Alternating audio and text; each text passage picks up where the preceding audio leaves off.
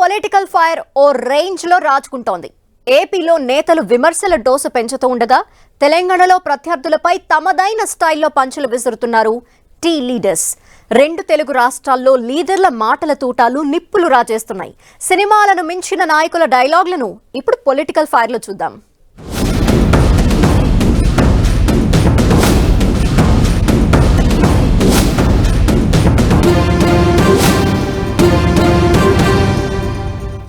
పలు పార్టీల తరపున ఎంతో మంది స్టార్ క్యాంపెయినర్లు రంగంలోకి దిగారని, వీరందరూ పొరుగు రాష్ట్రాల నుంచి ఇక్కడికి వచ్చి తనపై పోరాటం చేస్తున్నారని విమర్శించారు ఏపీ సీఎం వైఎస్ జగన్. ఇంతమంది స్టార్ క్యాంపెయినర్లు తనకు వ్యతిరేకంగా పనిచేస్తున్నా తనకు మాత్రం జనమే స్టార్ క్యాంపెయినర్లు అని జగన్ చెప్పారు.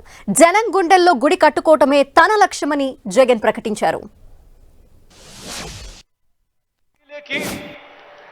ప్రవేశించిన చంద్రబాబు అభిమాన సంఘం అంతా కూడా చంద్రబాబును జాకీ పెట్టి ఎత్తేందుకు కష్టపడుతూ ఉన్న ఇంకొంతమంది స్టార్ క్యాంపెయినర్లు, వీళ్ళంతా కూడా చంద్రబాబు నాయుడు గారికి తోడుగా ఉన్నారు. బీజేపీలో తాత్కాలికంగా తలదాచుకున్నా అది కూడా చంద్రబాబు ప్రయోజనాల కోసం తలదాచుకున్నా పసుపు కమలాలన్నీ కూడా బాబుకు ఇంకొంతమంది స్టార్ క్యాంపెయినర్లుగా కూడా వాళ్ళంతా కూడా ఉన్నారు. అమరావతిలో బాబు భూములకు బెనామీలు ఉన్నట్టే మనుషుల్లోనూ ఇంకా ఇతర పార్టీల్లోనూ కూడా రకరకాల రూపాలలో చంద్రబాబు నాయుడు గారికి బినామీలు ఇప్పటికీ స్టార్ క్యాంపెయినర్లుగానే కొనసాగుతూ ఉన్నారు. వీళ్ళందరూ కూడా మనకు కనిపిస్తూ ఉంటారు. టీవీ లాంచ్ చేస్తే విశ్లేషకులు వీళ్ళే అని చెప్పి విశ్లేషకుల పేరు మీద కూడా వీళ్ళు కనిపిస్తారు. వేదికల పేరు మీద కనిపిస్తారు. మేధావులు అని చెప్పి వీళ్ళంతటి వీళ్ళే చెప్పుకుంటూ మేధావుల పేరు మీద కూడా వీళ్ళే కనిపిస్తారు. రకరకాల స్టార్ క్యాంపెయినర్లు బాబు కోసం వీళ్ళందరూ కూడా పనిచేస్తారు. ఒకవైపు జనమే తన స్టార్ క్యాంపెయినర్లని సీఎం జగన్ చెప్తుంటే, మరోవైపు వైసీపీని ఓడించేందుకు లక్షలాది మంది స్టార్ క్యాంపెయినర్లు సిద్ధంగా ఉన్నారన్నారు మాజీ మంత్రి నక్కా ఆనంద్ బాబు. దళితులు, మద్యం బాధితులంతా సీఎం జగన్ కి వ్యతిరేకంగా పోరాడతారని తెలిపారు. భారీగా ఓట్లు వేసి గెలిపించిన దళితులను జగన్ మోసం చేశారని నక్కా ఆనంద్ బాబు ఆరోపించారు. కోట్ల మంది డోక్రా రుణాలు తీసుకునేటువంటి మహిళలు, 60 లక్షల పెన్షనర్లు, ఇళ్ల స్థలాలు, ఇళ్ల పట్టాలు తీసుకున్న 30 లక్షల మంది మహిళలు, వీళ్ళందరూ స్టార్ క్యాంపెయినర్లు అంట. ఈయన ప్రభుత్వానికి రేపు ఎన్నికల్లో సిగ్గుండాలి. వాళ్ళు కాదు ఇంకా ఉన్నారు నీకు స్టార్ క్యాంపెయినర్లు. నీ దెబ్బకి అడ్డగోలుగా అక్రమ కేసులు బనాయించబడి జైల్లోకి వెళ్ళినోళ్ళు, దళితులు, నువ్వు అధికారంలో తీసుకురావడానికి శ్రమించి అహోరాత్రులు శ్రమించి 180% పైన ఓట్లేసి అధికార పీఠం మీద కూర్చోబెట్టినటువంటి దళితులు దాదాపు 300 మంది నువ్వు ఊతకోత కోపించావు. వాళ్ళందరూ స్టార్ క్యాంపెయినర్లుగా ఉండబోతా ఉన్నారు. శిరోముండనాలు చేపించావు, మూత్ర విసర్జన చేపించి అవమానించావు. వాళ్ళందరూ స్టార్ క్యాంపెయినర్లుగా ఉండబోతా ఉన్నారు. సిగ్గుండాలి చెప్పడానికి. టీడీపీ నేత నక్కా ఆనంద్ బాబు వ్యాఖ్యలను సమర్థించారు ఆ పార్టీకి చెందిన మరో నేత పయ్యావుల కేశవ్. ప్రభుత్వ పతనం తప్పదు అని తెలిసి ఓ రాష్ట్రాన్ని నడిపే వ్యక్తి ఇంత బలహీనంగా మాట్లాడుతున్నారని ఎద్దేవా చేశారు. జగన్ పతనానికి జనమే స్టార్ క్యాంపెయినర్లు అని, వారే ఆయన్ని సీఎం పీఠం నుంచి దించుతారన్నారు. వచ్చేది టీడీపీ జనసేన ప్రభుత్వమేనన్నారు.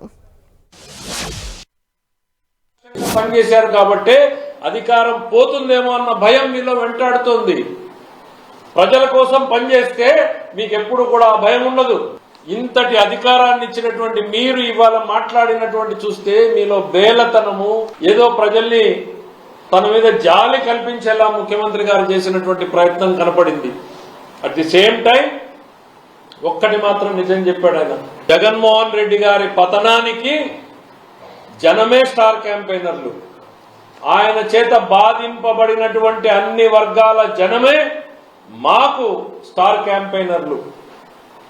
గుండె మండిన ప్రతి రైతు కూడా తెలుగుదేశం పార్టీకి స్టార్ క్యాంపెయినరే. భవిష్యత్తు మీద ఆశలతో ఆ భవిష్యత్తు కోల్పోయినటువంటి ప్రతి నిరుద్యోగి కూడా మాకు స్టార్ క్యాంపెయినరే.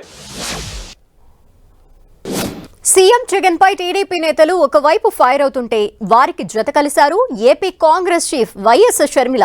ప్రతిపక్షంలో ఉన్నప్పుడు ప్రత్యేక హోదా కోసం కేంద్రం మెడలు వంచుతానని చెప్పిన సీఎం జగన్ ఇప్పుడు ఎందుకు ప్రశ్నించటం లేదని ప్రశ్నించారు షర్మిల. బీజేపీ ప్రభుత్వానికి వైసీపీ ఊడిగం చేస్తోందని విమర్శించారు. గాంధీ కుటుంబం ఏ ఒక్కరికి అన్యాయం చేయలేదని షర్మిల అన్నారు. ఇంకో మతాన్ని అవమానించాలి. ఇదే బీజేపీ పార్టీకి తెలిసిన రాజకీయం. మతం పేరుతో చిచ్చు పెట్టాలి, ఆ మంటలో వీళ్ళు చలి కాచుకోవాలి. ఇదే బీజేపీ పార్టీకి తెలిసిన రాజకీయం.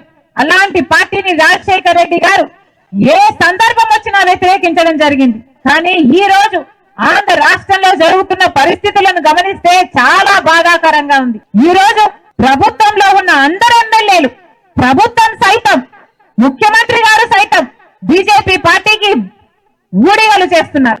బీజేపీ పార్టీకి బానిసలైపోయారు. ఆంధ్ర రాష్ట్ర ప్రజలను కూడా బీజేపీ పార్టీకి బానిసలు చేయాలన్న ప్రయత్నం చేస్తున్నారు. ఒక్క విషయంలో కూడా బీజేపీ పార్టీకి వ్యతిరేకించలేదు. ఒకవైపు అన్నపై చెల్లి హాట్ కామెంట్స్ చేస్తుంటే ఏపీ మాజీ డిప్యూటీ సీఎం ధర్మాన కృష్ణదాస్ షర్మిలను విమర్శించారు. వైఎస్ షర్మిల సరైన దారిలో నడవటం లేదని అనుకుంటున్నానన్నారు. ఎవరో రాసిచ్చిన స్క్రిప్ట్ చదివి చంద్రబాబుకు మేలు జరిగేలా మాట్లాడటం తప్పన్నారు. చూస్తే అక్కడ కనిపించేది అది వాటర్ గ్రిడ్ ద్వారా 700 కోట్ల రూపాయలతో వంశారా నీరుని తీసుకువెళ్ళి ప్యూరిఫైడ్ డ్రింకింగ్ వాటర్ అక్కడ ప్రజలకు అందించి కిడ్నీ వ్యాధి నివారణకు ఉపయోగించినటువంటి వైనం మరి షర్మిలమ్మ గారికి తెలియకపోతే తెలుసుకోవాలి. మరి నిన్నటి వరకు తెలంగాణలో ఉండి ఇప్పుడు ఇక్కడ ఆంధ్రప్రదేశ్ వచ్చి ఇలా విమర్శించడం చాలా తప్పమ్మా. నువ్వు చిన్నపిల్లవి ఇంకా నువ్వు చాలా ఎదగాలి, పెద్దానం అవ్వాలి. నువ్వు సరైనటువంటి త్రోవలు నడలేదని అనుకుంటున్నాను. మరి అదే కాకుండా ఈ పక్కనే ఉన్నటువంటి టెక్కలిలో నువ్వు అక్కడ దాటి నెక్స్ట్ వస్తే టెక్కలి నియోజకవర్గం వస్తుంది. అందులో మూలపేటలో సొంతబొమ్మాలి మండలంలో 4,000 కోట్ల రూపాయల మరి ఒక ప్రాజెక్ట్ ఉద్యానం పోర్టు నిర్మాణానికి ముఖ్యమంత్రి గారు శరవేగంగా పోర్టు పనులు కూడా జరుగుతున్నాయి. అది శాంక్షన్ చేసి ఒకవైపు షర్మిలకు ధర్మాన కృష్ణదాస్ వార్నింగ్ ఇస్తుంటే మరోవైపు వైసీపీపై హాట్ కామెంట్స్ చేశారు జనసేన నేత పృథ్వీరాజ్. షర్మిల ఇప్పుడు జగన్ వదిలిన బాణం కాదని, ఆ బాణం వల్ల వైసీపీకి ఏం జరుగుతుందో చూడాలన్నారు. వచ్చే ఎన్నికల్లో టీడీపీ జనసేన గెలుస్తుందని ధీమా వ్యక్తం చేశారు. 175 స్థానాల్లో గెలుస్తామని గొప్పలు చెప్పిన వైసీపీ ఇప్పుడు ఎందుకు భయపడుతోందో చెప్పాలని విమర్శించారు. ఆమె షర్మిల గారు ఇండివిజువల్గా ప్రదేశ్ కాంగ్రెస్ అధ్యక్షురాలు ఆమె అక్కడ ఆ బాణాలు వాళ్ళవి. ఆ బాణాల వల్ల వాళ్ళకే ఎఫెక్ట్ అవుద్దో ఏమవుద్దో మనకు తెలియదు. కానీ కూటమి మటుకు 2 జెండాల కలయిక ఒక స్థిరత్వానికి, ఒక ప్రజా సంక్షేమానికి, ఒక అభివృద్ధికి, రాష్ట్ర ప్రజల సుఖ సంతోషాలకి 2 జెండాల కలయిక అద్భుతం. 175 మేము గెలుస్తూ ఉన్నప్పుడు మీకు ఎందుకు భయం? వాళ్ళే గెలవాలిగా. వాళ్ళు ఇచ్చిన రిపోర్ట్లు, పీకే రిపోర్టు, ప్రశాంత్ కిషోర్ ఇచ్చిన రిపోర్టు, లగడపాటి రిపోర్టు నమ్ముతారు కానీ పృథ్వీరాజ్ రిపోర్ట్ నమ్మరా? 136 స్థానాలతోటి మిశ్రమ ప్రభుత్వం ఏర్పడితే 21 ఎంపీ స్థానాలు రాసుకోండి. ఇది మినిస్టర్లు, బూతులు, యూనివర్సిటీ కుప్పకూలిపోయే రోజు దగ్గరలో ఉంది 100 డేస్లో. అసలు ఒకవైపు అన్నా చెల్లెలపై పృథ్వీరాజ్ హాట్ కామెంట్స్ చేస్తే మరోవైపు వైసీపీపై మండిపడ్డారు బీజేపీ ఏపీ అధికార ప్రతినిధి భానుప్రకాష్. దేశమంతా రామమయం అయితే ఏపీ మాత్రం దొంగలమయం అయిందన్నారు. దొంగ ఓట్లు, కరెన్సీ నోట్లపై ఆధారపడి వైసీపీ గెలవాలనుకుంటోందని ఆరోపించారు. ఆంధ్రప్రదేశ్ దొంగలమయం అయిపోయింది. దేశమంతా రామమయం, ఆంధ్రప్రదేశ్ దొంగలమయం. దొంగ ఓట్లు, కరెన్సీ నోట్లు, దొంగ ఓట్లు, కరెన్సీ నోట్లతో ఎన్నికల్లోకి వెళ్ళి తద్వారా ఎన్నికల్లో గెలవాలని చెప్పి అధికార పార్టీ పన్నాగాలు పడుతూ ఉంది. మీరు కానీ గమనించినట్టయితే ఈ మధ్య జగన్మోహన్ రెడ్డి గారు ఎక్కడ చూసినా సరే వాళ్ళ మీటింగ్స్లో 175 అంటే మామూలుగా ఏ ముఖ్యమంత్రి అయినా సరే తను చేసినటువంటి పనుల్ని ప్రజల్లోకి తీసుకొని వెళ్ళి మంచి పనుల్ని ఓటు అడుగుతారు. సో అట్లా ఏమన్నా ఆ కాన్ఫిడెన్స్తో అడుగుతున్నాడేమో 175 అని చెప్పి మేము భావించాం. రాజకీయాల్లో కానీ దేంట్లో కానీ కాన్ఫిడెన్స్ ఉండాలి, కానీ ఓవర్ కాన్ఫిడెన్స్ ఉండకూడదు. ఇప్పుడు అర్థమవుతుంది కేవలం దొంగ ఓట్ల మీద ఆధారపడి, కరెన్సీ నోట్ల మీద ఆధారపడి తిరిగి అధికారంలోకి రావాలని చెప్పి జగన్ వైసీపీపై బీజేపీ ఒకవైపు మండిపడుతుంటే మరోవైపు టీడీపీ నేత కాలువ శ్రీనివాసులు కూడా సీఎం జగన్ పై ఫైర్ అయ్యారు. రాజకీయ లబ్ధి కోసమే సీఎం జగన్ బీసీ కులగణన చేపట్టారన్నారు. వచ్చే ఎన్నికల్లో బీసీ ఓట్లు పొందాలనే రాజకీయ కుట్ర తప్ప నిజంగా ఆ వర్గాలకు మంచి చేయాలనే ఆలోచన జగన్ కి లేదన్నారు. వచ్చే ఎన్నికల్లో వైసీపీకి ప్రజలు చరమగీతం పాడుతారని, వచ్చేది టీడీపీ సర్కారేనన్నారు. 4 సంవత్సరాల 9 నెలల తర్వాత ఆంధ్రప్రదేశ్ రాష్ట్రంలో కులగణన చేయాలనే ఐడియా వచ్చినట్లుంది. నేను అడుగుతా ఉన్నా, నువ్వు రేపొద్దున దిగిపోతా ఉన్నావు, నువ్వు మళ్ళీ గెలిచే అవకాశాలు లేవు. నిన్ను అన్ని వర్గాల ప్రజలు, ముఖ్యంగా బీసీలు పట్టుబట్టి ఓడించడానికి సంసిద్ధమైన సమయంలో కులగణన పేరుతో బీసీలను మోసం చేయడానికి జగన్మోహన్ రెడ్డి ఒక కుటిల రాజకీయ ప్రయత్నం చేస్తూ ఉన్నాడు ఈ రాష్ట్రంలో. మొదట 15 నుంచి అన్నాడు, మళ్ళా 21 నుంచి అన్నాడు. ఇదే కాకుండా ఇప్పుడు సేకరిస్తున్న లెక్కల్లో వేలిముద్రలు వేయించుకుంటా ఉన్నారు, ఓటీపీలు అడుగుతూ ఉన్నారు. నువ్వు ఇప్పుడు హడావుడిగా ఇది చేయడం వల్ల ఏమి సాధిస్తావు జగన్మోహన్ రెడ్డి అని నేను. ఒకవైపు కాంగ్రెస్, వైసీపీ, టీడీపీ, బీజేపీ నేతలు ఒకరిపై ఒకరు ఫైర్ అవుతుంటే మరోవైపు వెంకటగిరిలో సీట్ల పంచాయతీ తెర మీదకొచ్చింది. వచ్చే ఎన్నికల్లో వెంకటగిరి నుంచి టీడీపీ తరపున తాను బరిలోకి దిగుతానని పరోక్ష వ్యాఖ్యలు చేశారు sitting MLA Anam Ramanarayana Reddy. TDP అధినేత చంద్రబాబు తీసుకునే నిర్ణయానికి కట్టుబడి తాను పనిచేస్తానన్నారు. తాను ఏదైతే ఆశిస్తున్నానో దానికి తగ్గట్టుగానే చంద్రబాబు నిర్ణయం ఉంటుంది అన్నారు. ఇవాళ వెంకటగిరిలో శాసనసభ్యుడిగా ఎవరున్నారంటే ఆనం రామనారాయణ రెడ్డి ఉన్నాడు అని అంటారు. ఎవరైనా మిమ్మల్ని అడిగినా అదే చెప్తారు. కాబట్టి ఇక ఉన్నాడు లేదని మరొక వ్యక్తి చెప్పే బదులు ఇక్కడ శాసనసభ్యుడిని ఏ విధంగా గౌరవించాలో తెలుగుదేశం పార్టీ అధినాయకుడికి తెలుసు. ఆయన ఆ గౌరవం ఇస్తాడనే నాకు నమ్మకం ఉంది, ఆ విశ్వాసం ఉంది. తప్పకుండా చంద్రబాబు నాయుడు గారు తప్పకుండా నేను ఏదైతే ఆశిస్తున్నానో దానికి తగ్గట్టుగానే ఆయన నిర్ణయం ఉంటుందని చెప్పి నేను భావిస్తాను.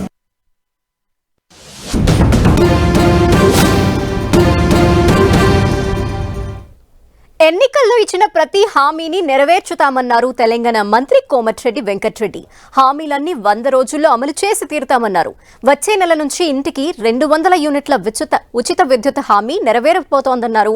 కేసీఆర్ సర్కార్ నిర్వాకం వల్లే రాష్ట్రం గుల్లా అయిందన్నారు. అందుకే హామీల్లో కాస్త జాప్యం జరుగుతోందన్నారు. నిరుద్యోగ భృతి మొదలుకొని డబుల్ బెడ్రూమ్ల వరకు అన్ని హామీలను బీఆర్ఎస్ నేతలు విస్మరించారన్నారు. గ్యాస్ సిలిండర్ కానీ, ఫ్రీ కరెంట్ యూనిట్లు కానీ ఇవన్నీ కూడా ఇవ్వబోతున్నాం. ముఖ్యమైనది ఏంటంటే మేము 100 రోజుల్లోపే కాదు 2 రోజుల్లోనే చేసినాం. ఇవన్నీ కూడా వారం రోజుల్లో చేస్తుండే. కానీ మా కర్మ గవర్నమెంట్ వచ్చిన మొదటి క్యాబినెట్లో ప్రభాకర్ రావు అనే 82 ఏళ్ళ ముసలా యంగ్ యువకుని పెట్టుకొని 70,000 కోట్ల రూపాయల నష్టాల బారపడి యాదాద్రి, భద్రాద్రి, ఛత్తీస్గఢ్ కరెంట్లో కొనుగోలులో, ప్లాంట్ నిర్మాణంలో నామినేషన్ బేసిస్ మీద 70,000 కోట్లు నష్టాల పరిచిన ఆ పెద్ద మనిషి మీటింగ్ ముఖ్యమంత్రి గారు పిలిస్తే కూడా రాకుండా తప్పిపోయాడు. ఏడ దాచుకున్న పోలీసు వాళ్ళు వయసును చూడరు. 9 ఏళ్ళని అరెస్ట్ చేసి జైలు వేస్తారు. ఇంక్లూడింగ్ జగదీష్ రెడ్డితో పాటు ఆ దివాలా తీసిన డిపార్ట్మెంట్ని సెట్ చేసుకుంటూ రిజ్వీ లాంటి సమర్థమైన అధికారిని వేసి వచ్చేలోనే 200 యూనిట్లు చేస్తున్నాం. ఇంకొకటి ఏంటంటే ఫ్రీ కరెంటు వెంకరెడ్డి గారు అన్నారు, ఆయన దగ్గరికి పోండి అని చెప్తున్నారు కదా.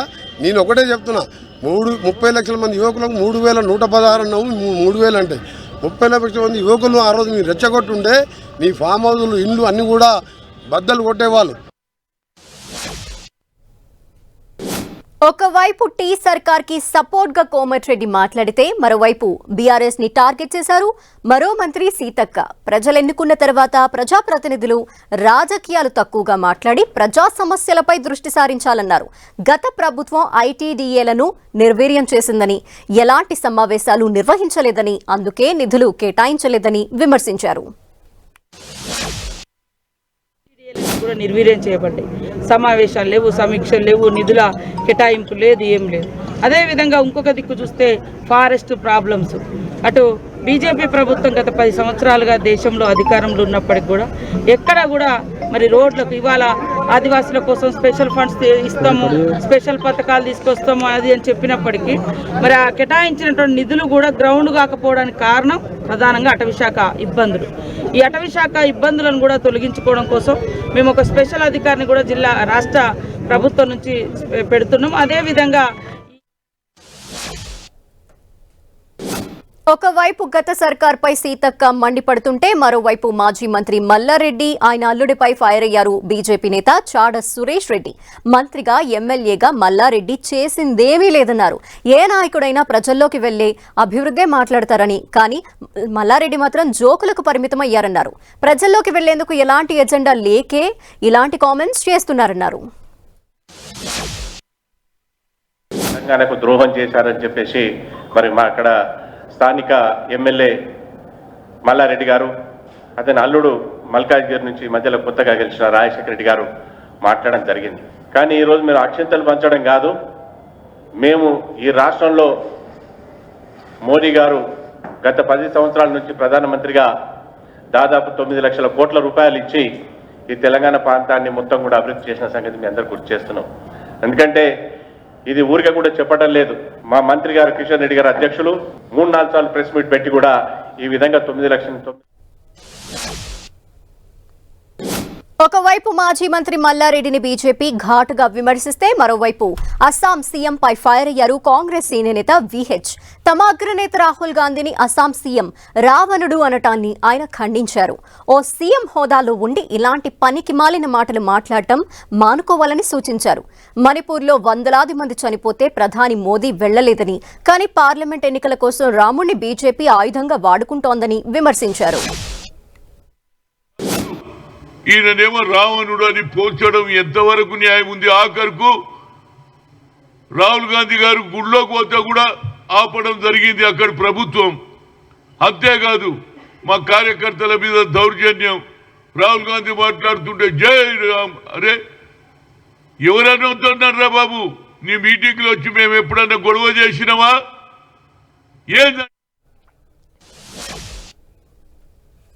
ఒకవైపు బీజేపీపై హనుమంతన్న గరం అవుతుంటే మరోవైపు టీ కాంగ్రెస్ పై మండిపడ్డారు బీజేపీ అధికార ప్రతినిధి పోరెడ్డి కిషోర్ రెడ్డి. కాంగ్రెస్ అధికారంలో ఉన్న హిమాచల్ ప్రదేశ్ లో రాముడి ప్రాణప్రతిష్ఠ కార్యక్రమం కోసం సెలవు ప్రకటించారని, అయితే తెలంగాణలో మాత్రం హాఫ్ డే హాలిడే కూడా ఇవ్వలేదన్నారు. ఈ విషయంలో హైకమాండ్ నిర్ణయాన్ని గౌరవించిన సీఎం రేవంత్ మరి రాహుల్ గాంధీ విమర్శించిన అదానితో ఎందుకు ఒప్పందాలు కుదుర్చుకున్నారు అని ప్రశ్నించారు. పూర్తి రోజు మొత్తము సెలవుగా ప్రకటించింది నిన్న. మరి కాంగ్రెస్ ప్రభుత్వమే, అది కూడా తెలంగాణలో ఉన్నది కాంగ్రెస్ ప్రభుత్వమే. మళ్ళీ వీరే రామభక్తులు, రాముల వారికి 100 గుళ్ళు కట్టిస్తాను, రాముల వారిని అవమానించినందుకు ఇచ్చిన మాట నిలబెట్టుకోనందుకు, రాముల వారికి ఇచ్చిన మాట నిలబెట్టుకోనందుకు కేసీఆర్ గారిని విమర్శించిన రేవంత్ రెడ్డి గారు నిన్న ఎటువంటి స్టెప్ తీసుకోలేదు. మరి అదానీ విషయంలో రాహుల్ గాంధీ గారికి ఎదురించి నిర్ణయాలు చేయగలిగే రేవంత్ గారు, మరి అదే రాహుల్ గాంధీ, సోనియా గాంధీ గారు రాముల వారి విషయంలో వారి ప్రాణప్రతిష్ఠ పండుగ. టీ సర్కార్పై ఒకవైపు బీజేపీ విమర్శలు చేస్తే మరోవైపు ఎమ్మెల్సీ కవితని టార్గెట్ చేశారు ప్రభుత్వ విప్ ఆది శ్రీనివాస్. జ్యోతిరావు పూలే గురించి మాట్లాడే అర్హత కవితకి లేదన్నారు. గత 10 ఏళ్ల కాలంలో ఏ రోజు పూలే జయంతి, వర్ధంతి వేడుకలకు కేసీఆర్ హాజరు కాలేదన్నారు. బీసీ ఓట్ల కోసం పూలే విగ్రహం అంటూ కవిత కొత్త నినాదం ఎత్తుకున్నారని విమర్శించారు. కేసీఆర్ గారు ఏనాడు కూడా జయంతి, వర్ధంతి ఉత్సవాలలో కనీసం పూలమాల వేయడానికి కూడా రానటువంటి పరిస్థితులలో అంబేద్కర్ గారి జయంతి కానీ, వర్ధంతి కానీ, మహాత్మారావు జ్యోతిబులే గారి జయంతి, వర్ధంతి కానీ పక్కనే రవీంద్ర భారతిలో జరిగినప్పుడు కూడా ఏనాడు కూడా కనీసం కన్నెత్తి చూడని మీరు, మీ ప్రభుత్వం ఈరోజు ఎన్నికలు వస్తున్నాయని చెప్పని మళ్ళీ ఓట్లకు, బీసీల ఓట్లను దండుకోవడానికి కోసం ఓ ఎత్తుగడగా తప్ప ఇది మరో. కాంగ్రెస్ ఒకవైపు ఎమ్మెల్సీ కవితపై ఫైర్ అవుతుంటే మరోవైపు బీఆర్ఎస్ పై మాజీ MLA Raghunandan Rao hot comments చేశారు. వచ్చే పార్లమెంట్ ఎన్నికల్లో ఎంపీ టికెట్లను బీఆర్ఎస్ అమ్మకానికి పెట్టిందని ఆరోపించారు. ఎంపీ ఎన్నికల్లో కూడా ప్రజలు బీఆర్ఎస్ ని బొందపెట్టేందుకు సిద్ధంగా ఉన్నారని విమర్శించారు.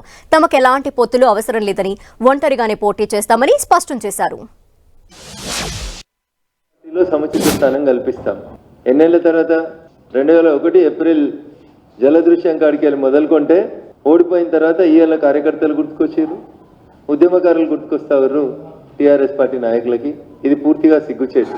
నిజంగా ఈ రెండు మాటలకి, ఈ రెండు పదాలకి మీకు అర్థం తెలిసినా, నేను నా కొడుకును ముఖ్యమంత్రి చేద్దాం అనుకుంటున్నా, మీ ఆశీస్సులు ఉండాలని అడిగితే అది కాదు, కుదరదు అని చెప్పి మీకు మాకు పొత్తు పొంతన. బీఆర్ఎస్ మాజీ ఎమ్మెల్యే రఘునందన్ రావు ఒకవైపు గరం అవుతుంటే మరోవైపు వచ్చే ఎన్నికల్లో ఆదిలాబాద్ ఎంపీ సీట్లో బీజేపీ విజయం ఖాయమన్నారు ఆ పార్టీ ఎమ్మెల్యే మహేశ్వర్ రెడ్డి. ఇటీవలి అసెంబ్లీ ఎన్నికల్లో ఆదిలాబాద్ పార్లమెంటు పరిధిలో బీజేపీ 4 సీట్లు గెలిచిందన్నారు. ఇదే సీన్ ఎంపీ ఎన్నికల్లో కొనసాగుతుందని, బీఆర్ఎస్ సత్తా లేకుండా పోతుందన్నారు. మన స్పర్ధలు ఏమన్నా ఉంటే ఎన్నికల తర్వాత మనం చూసుకుందాం, కానీ ఎన్నికల సమయంలో మనందరం కూడా ఒక కుటుంబ సభ్యుల లెక్క కలిసి పనిచేసి ఎదుటి వాడి డిపాజిట్ ఎట్లా పోగొట్టాలని మాత్రం ఆలోచన చేద్దాం. ఈ ఎన్నికలు ఖచ్చితంగా నేను చెప్తా ఉన్నాను, టీఆర్ఎస్ జాడ లేకుండా పోయే ఎన్నికలు. ఇది వాటి పొలిటికల్ ఫైర్ విశేషాలు. మరిన్ని ఇంట్రెస్టింగ్ మాటల తూటాలతో రేపు మళ్ళీ కలుద్దాం. Keep watching 10 TV. The unbiased.